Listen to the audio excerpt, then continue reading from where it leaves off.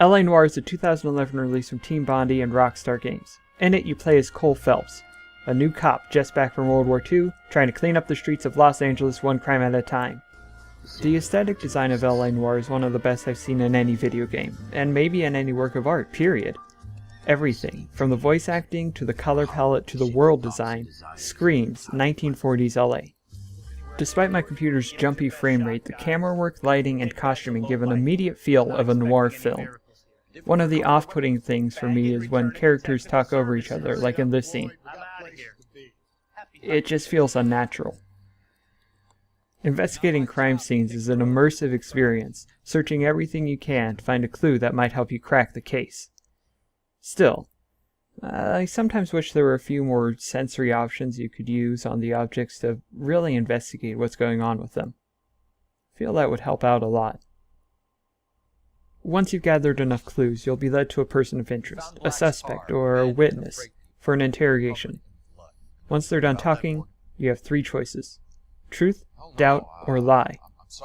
The way the character's animations shift from one mood to another is not at all jarring, and I can't see why anyone would find that annoying at all.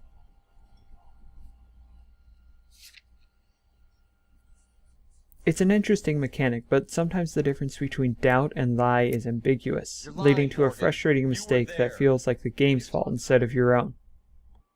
Eventually, though, after doing some thorough investigation and tens of thousands of dollars worth of vehicular damage, you crack the case and turn it in.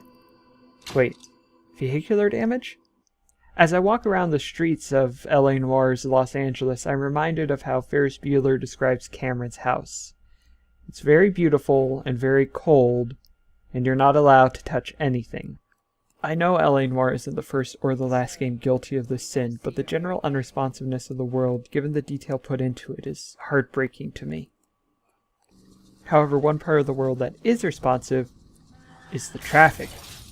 See, in this example, you can run into another person's car. As long as they can walk away, you're fine. And you can just meander through the red light, pull up here because, well, your car's engine is on fire and you're not going any further.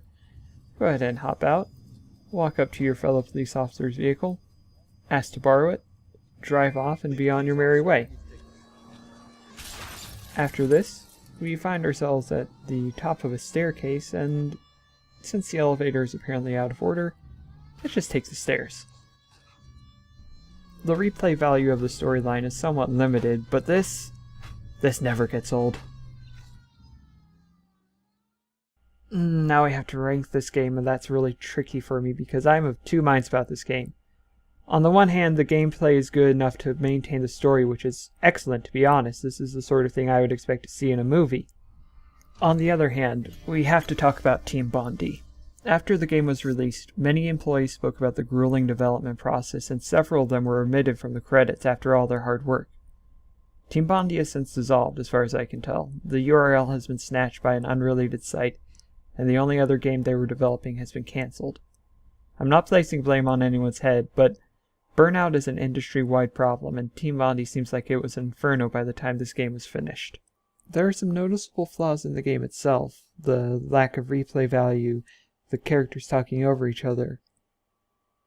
But the treatment of the workers on this game hangs over it like a shroud for me, and I can't see through it. I wish I could, but every time I play this game I know that some people suffered for this game, and not in a good way.